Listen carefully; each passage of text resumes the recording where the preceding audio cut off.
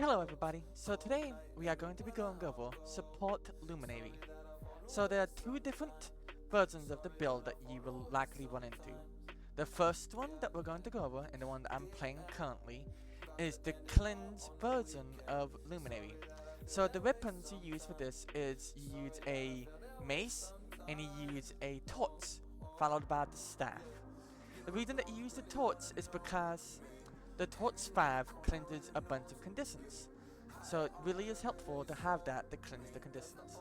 You also put on antitoxin instead of any other relic that you would use to cleanse more conditions. This version of the build will cleanse a bunch of conditions. It is super helpful if you do not have a strong cleanse person in your party. Okay, so now we are going to go over the trait lines and how you interact with all of them. So we're going to start with virtues. The minor passive, you don't interact with any, it just happens. You use your virtues and it applies some buffs. Now, the minor trait here, these traits here, the first line is really, all of these are kind of bad for Support Luminary. So you can pick, I wouldn't pick the first one, but the second two, they're both fine. You might use concentration, so picking that one would be a pretty good one to pick up if you're planning to use like hallowed ground or any of the other concentrations. Now the other minor trait, unimportant, you don't interact with it in any way. Now, the second line is one that you are familiar with and you will interact with on every Guardian spec. So, this is the one that gives you F2 the ability to cleanse 3 conditions. So, super simple, you just hit your F2 and it cleanses 3 conditions. Same thing with the next minor trait, unimportant to you, completely irrelevant. But now the Grandmaster trait is actually important. It gives you this ability to stun break for allies and it gives stability. Now on Luminary you shouldn't need to use your F3 to provide stability, but if you do, the option is there. Okay, so now we'll go over the anno trait line. Once again, this minor isn't super important. I mean, your dodge will get bigger, it's not that big of a deal. But now, the first line, there are two ones that you might pick up here. So the first one is the Invigorated Bulwark. The one where you use mace skills in black and it increases your healing. Some guilds will have you run that other than others. Now, you're not really... I'm using the wrong one. Oh no, that's fine. But some guilds will have you run any of these, actually. Because the revive, little bitty percentage that it does is sometimes pretty good if you're hand raising a lot.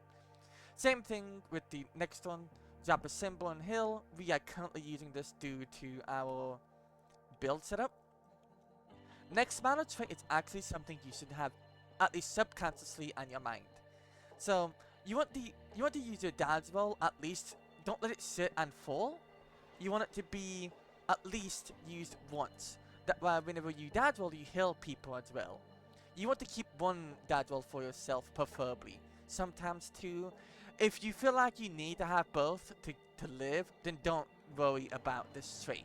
But if you can, you want to dodge roll as often as you can while saving that one dodge for the ability to cross over or go in between zones, whatever you need to do. Now, the next trait line is something that you can pick. There's two lines you can pick. You can pick Honorable Staff or you'll pick Peer of Heart. Honorable Staff is pretty good. So what this skill does is, of course, it lowers the cooldowns on all your staff skills, obviously. But it does something important that it doesn't tell you here, because it just says that it does different things. Well, empowered effects. Now, whenever you use Empower here, you will regenerate your endurance. So it is super good to use on like after a cross, or if you need to get, or if you're safe enough to use it and give some allies back endurance. Now the other one is just a straight heal, nothing out of the ordinary whenever you black. You know, it's simple, easy. The next minor you don't interact with, it's just something that happens passively. You don't need to worry about it. Now, for the Grandmaster here and the Anno trait line, all of these are good and can be used. currently my guild is using Grid of Persistence, but honestly, any of these are good, and there are reasons to run any of them, depending on some variations in your build. So now we'll go over the Luminary skills. Well, Luminary trait lines. Now, first minor, unimportant, it lets you get your Shroud. You know, simple gameplay mechanic. Now this next one, this next trait. Okay, see there's two things you can use here. Simmering Stances and Persistent Blessing. Simmering Stances, whenever you use skills like your Hill, or your Valorous Stance, or if you're using Engulfment Stance or any of the other ones, it will give you protection and blind around you. It's fairly good, but some people use it, some people don't. The other one's unimportant for you, not big of a deal. But now, the Persistent Blessing, whenever you go into your Forge mode, you will grant your Luminary Blessing to people, which is super important. We'll get into that in the next minor trait line. But now, for the Luminary's Blessing, this minor is something you don't really interact with, but it is important. So, this reduces your incoming strike damage and heals whenever it explodes. So, you want to have this buff up as often as you can. So, this would mean going in the Shroud, using whatever skill you are planning to use, dropping Shroud, getting the Luminary Blessing out, and then letting it expire, but then going back into Shroud, equipping a different weapon to get the Blessing again. Now, for the next trait line, really none of these are well, Spinning the Weaponry is okay, but nobody's going to really use that for support. So your only valid option is Purging Light. It removes conditions whenever you gain a lot of water. Now, this next trait line, unimportant. The only thing you need to know about it is that it gives you buffs using your different Luminary skills. But it happens passively, so you don't need to actively think about it. This next trait line, most people will probably, for the Grandmaster anyways, in Luminary, most people will probably be using Sovereign of Light. Now, there is some reasons to run Master at Arms if you're trying to get more stability at, well, not Master at Arms, but illuminating inspiration. But for the most part, we're going to be focusing on Sovereign of Light here, because the Inspiring Illumination is super simple. It's not that difficult to understand. Sovereign of Light requires a little bit of complex, well, not complex, but a little bit of gameplay mechanics changes. So, whenever you gain a lot of water, you have the ability to detonate it. Now, to detonate it, all of your Luminary skills will do that, like your F1, your F2, your F3, all of them will detonate it. So, the gameplay loop for this is you want to get a lot of water, then detonate the first one with your F1 ability. And you can do that whenever you really feel like you should, but preferably on the first engage. Or after the first engage, shortly after, whenever you think there needs to be healing or conditions need to be cleansed. Because with granting people a lot of water, you will cleanse one condition. So, that is the basics of how the Luminary trait lines and stuff interact with each other. But let's go over the Sovereign of Light skill and how to actually properly detonate its light of water. So now we'll go over how to detonate light of water. So, see, light of water active, F1 detonates it, go into Shroud, light of water, your hammer detonates it, get another light of water, the 2 detonates it. Now, tap your strength skill, get a light of water, 3 on staff, detonates it. All of your Luminary skills will detonate your light of water, and most of them will give you light of water. So, you really want to be thinking about how to properly manage your Sovereign of Light trait line, and how to properly get it to detonate as much light of water as you can. Another thing to be mindful of is whenever you go into Forge, your 3 on staff will increase your healing done. So, it's a good time to pop your heal, or to pop your F2, to pop whatever you need to do increased healing. Another thing that we need to go over is how your Valorous Stance actually activates. Well, how it synergizes with the rest of your kit, not activates. So, let's go over this. This is an important skill that every Luminary should have and support at least. So, it gives the ability to just like stand your ground. It's a much longer cooldown, but there's a reason for that. Now, the reason for that is because this ability will allow you to heal by granting boons to people. So think Mace 3, your staff skill, and power. Anything that grants boons will also heal them. The healing isn't a lot, but it can be if you pair it with the correct skills. So think Valorous Stance and Power if you have the ability to. Doing combos like that and properly rotating your skills, it will make sure that you heal your group more than a normal Luminary that it's not doing that. So, Valorous Stance, Pop and Power, you're healing every time you apply a buff. So you have enough time there to do another skill after the Empower, so you could put out your staff, swap the mace, and then hit 3, or swap the mace and hit 3, whichever one you want to do. You will probably only have time to do 1. But, so that is how the skills interact with each other. But one last time, let's go over the Light of War. Just gonna show you how to detonate it all again. See, in Government Stance, gives Light of War, F1 detonates a Light of War. Go into Shroud, Hammer detonates it. Hammer 2 detonates another Light of War. Then pop your heal if you want to. Go into 3, detonate the Light of War. You should probably press 3 and then hit your heal, but for simplicity, we're just going over how to detonate the Light of War. See, now the F1's back again. If you get another Light of War, you can detonate it again with that. So there is a way to get a Light of War when you don't have skills that grant you one. See, staff drops a symbol on the ground.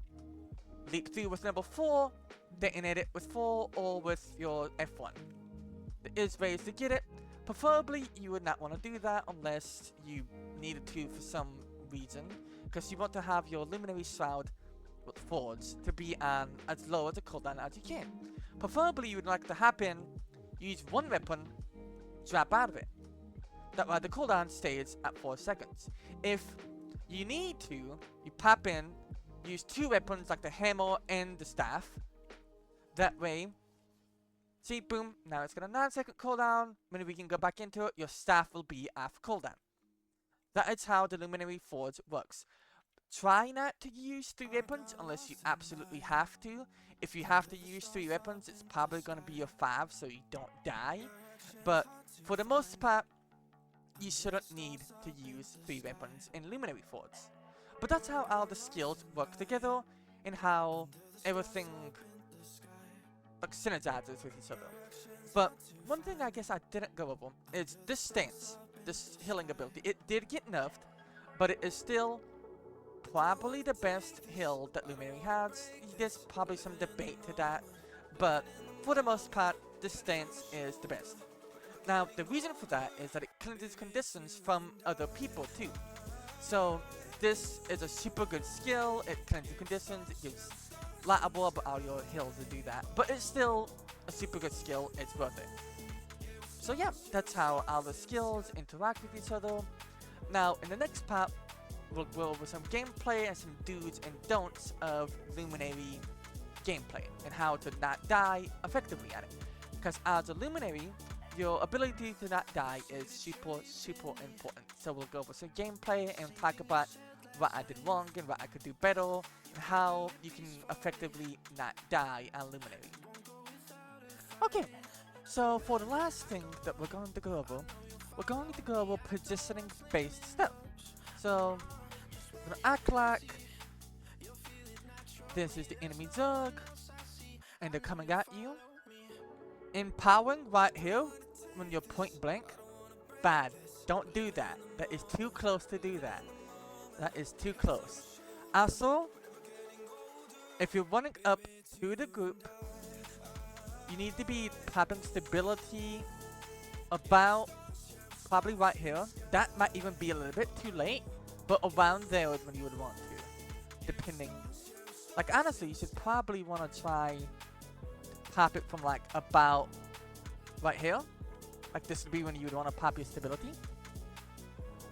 From that range, that way to make sure that nobody gets pulled and nothing happens to anybody.